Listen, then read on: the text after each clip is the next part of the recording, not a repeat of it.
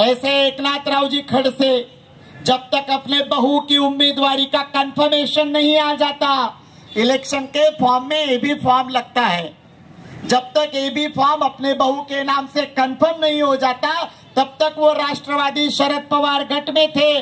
नंदुरबार में राहुल गांधी जी की उपस्थिति में इंडिया की एक सभा हुई, वहां पर जाकर एक दमदार भाषण कर दिया कि भारतीय जनता पार्टी वाले संविधान को खतरे में ला रहे हैं, इस देश के मजलूमों को, इस देश के आदिवासियों को, इस देश के दलितों को, इस देश के खानाबदोशों को और जिनके जिनके हक छीन ले गए 10 सालों में, उनके हक वापिस दिलाने के लिए हम इंडिया अलायंस के साथ है। लेकिन फटाक से रात में दिल्ली में रवाना हो गए। 4 दिन बाद आए तो पत्रकार भाइयों ने जाकर पूछा कि भाऊ आप किसके साथ हो? बोले मैं तो साथ में हूं लेकिन मेरी तबीयत खराब है, उम्र के हिसाब से अब होता नहीं है, धूप की गर्मी बढ़ती जा रही है, कैसे बाहर आऊंगा।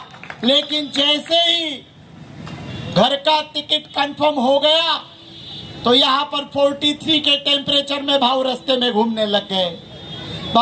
राष्ट्रवादी का राजीनामा दे दिया और अचानक से फिर भाऊ भाजपा वाले हो गए। भाऊ घर में टिकट आते ही आप भाजपा वाले हो गए। तब संविधान खतरे में नहीं था, तब इस देश के मजलूमों के हक इंसाफ की बात नहीं हो रही थी। अरे भाऊ हम ऐसे थोड़ी है, हमारी जेब में भी हम रुमाल रखते हैं। हाँ, हमारी जेब में हम रुमाल रखते हैं, हमारे नाक में अगर पानी आता है सर्दी की वजह से तो हम रुमाल लेकर पोंछ लेते हैं। अब हम थोड़ी मनगटों का इस्तेमाल करते हैं, पिछले 40 सालों से यही तो किया है। अब ये हमें समझ लेना पड़ेगा कि घर में कुर्सी टिकी रहनी चाहिए।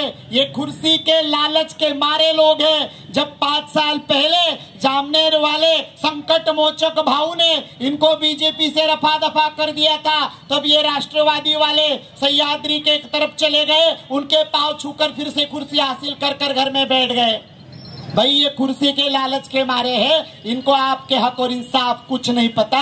इनको सिर्फ एक ही पता है कि कैसे सरकारी जो कमीशन आता है वो हमारी घरों की तिजोरियों में जमा किया जाए, हमारे घर हमारे कारोबार कैसे सेटल की जाए। लेकिन यहाँ की जनता 1, 2, 4 आदमी इंसान नहीं तो रावेर लोकसभा में आने वाले 19 लाख वोटर, उस 19 लाख वोटर में से 4 लाख युवा जो कि 40 की उम्र के अंदर है, तो वो बेरोजगारी से परेशान है।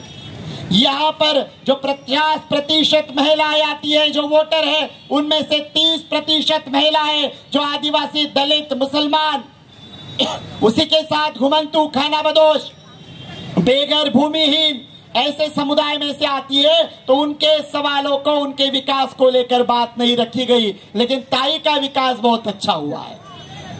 ताई के पास पिछले 5 साल पहले, मुझे गाड़ियों का पता नहीं है भाई, गाड़ियों की इतनी जानकारी नहीं, बाकी का सब बता दूंगी, लेकिन ताई के पास पिछले 5 साल पहले जो गाड़ी थी वो सिंगल कंडीशन एसी की थी, अब ट्रिपल कंडीशन एसी की है। तो देखिए ताई का विकास बहुत जोरों से हुआ, नहीं कि हमारी मजलूमों का विकास हुआ।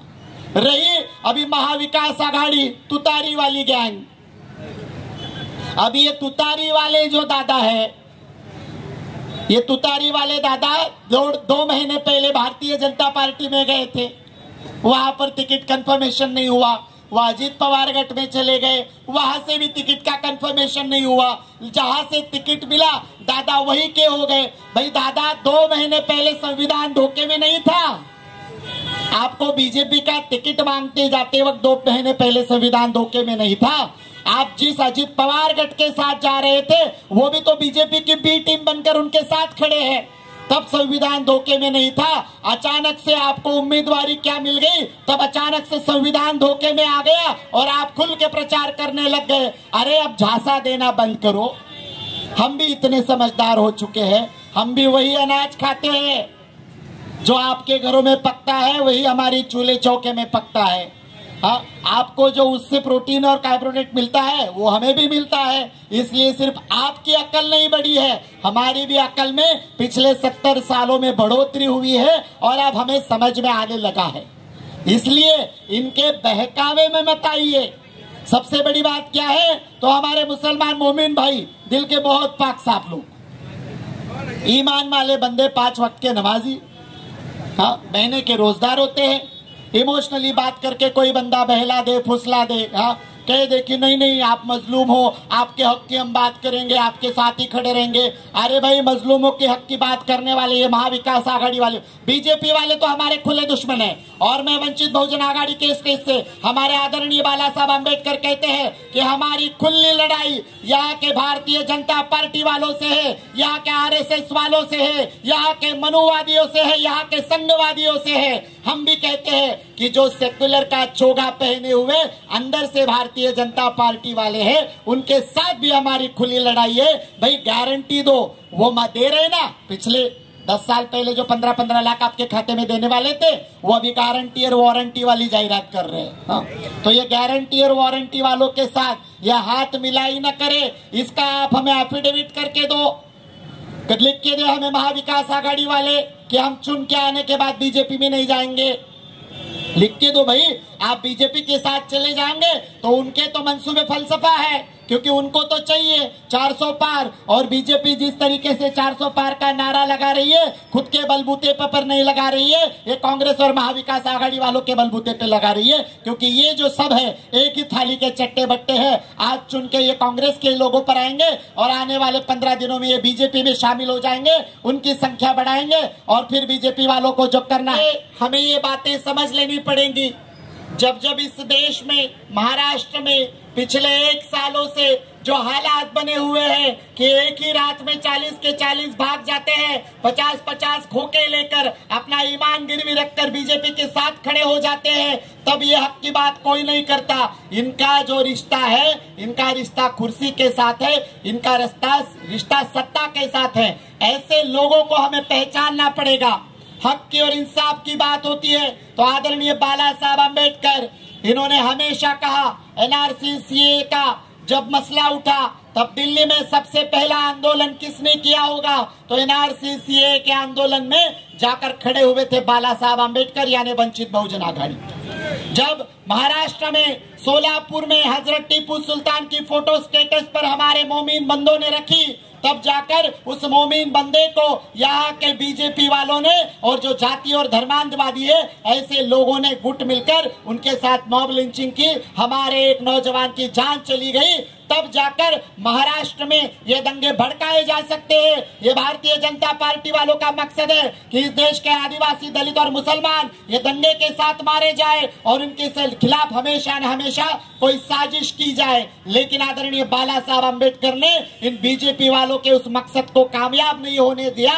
जाकर औरंगाबाद में औरंगजेब की मजार पर जाकर चादर चढ़ा दी और खुले में चैलेंज दे दिया कि अब इस महाराष्ट्र सरकार को बोल दिया कि अब मुझ पर कोई आप गुनाह दाखिल करके दिखाओ।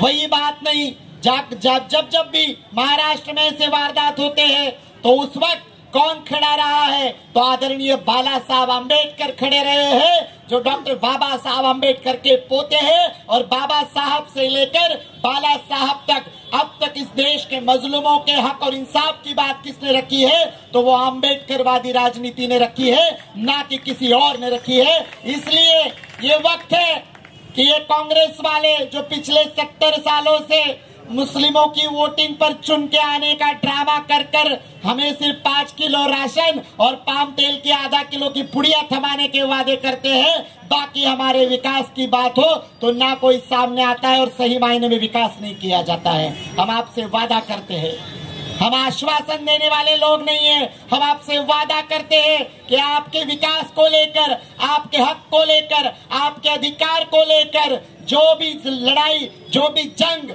कॉन्स्टिट्यूशनल राइट्स के जरिए लड़नी होगी, उसमें हम हमेशा से आपके साथ थे, रहेंगे और है। इसलिए हमें अपनी आवाज को बुलंद करने के लिए जो बाबा साहब ने इस उंगली में ताकत देके रखी है, ये जादू वाली उंगली है बोला, ये हर 5 साल में जादू करती है। क्या करती है?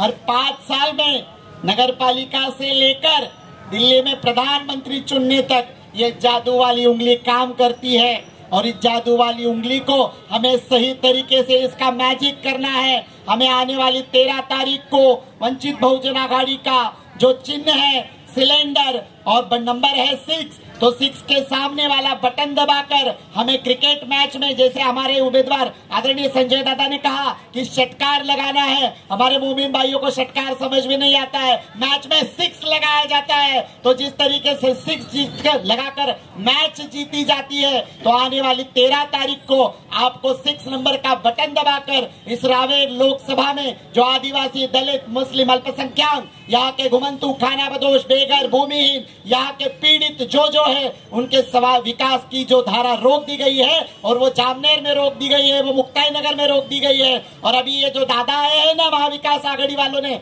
इन्होंने बहुत ज्यादा इन्वेस्टमेंट कर दिए। भाई बैंक में पैसा डाला है तो निकालने के लिए तो जाना ही पड़ेगा, लेकिन निकालेंगे कैसे? तो आपके विकास के लिए जो आता है उसमें से फिर कमीशन वाला काम शुरू हो जाएगा। तो कमीशन रोकना है, कमीशन वालों को रोकना है, और जिन्होंने हमारे विकास को अब तक रोक के रखा है, थाम के रखा है, तो उन्हें हमें रास्ते से हटाकर सही मायनों में हमें हमारे हक और अधिकार और हमारे विकास की बात करनी है। इसलिए मैं आप सभी से गुजारिश करती हूँ, आप सभी से मेरी दरखास्त है कि आप हमारे साथ खड़े रहे, यानी आदरणीय बाला साहब आम्बेडकर के साथ खड़े रहे। हमारे हक की बात, हमारे इंसाफ की बात करने वाला हमारा एक नुमाइंदा आप हमें चुन के दे, और चुन के देने के बाद दिल्ली में आपके गली के सवाल उठाकर आपके हक और इंसाफ की बात करने के लिए संजय दादा ब्राह्मणी को चुन के लाए। इतना ही बोलकर अपनी बात को यहाँ पर खत्म करती हूँ। आप सभी को सलाम वालेकुम रहमतुल्लाह बरकतहू, और आप सभी को जय भीम, जय भारत, जय संविधान।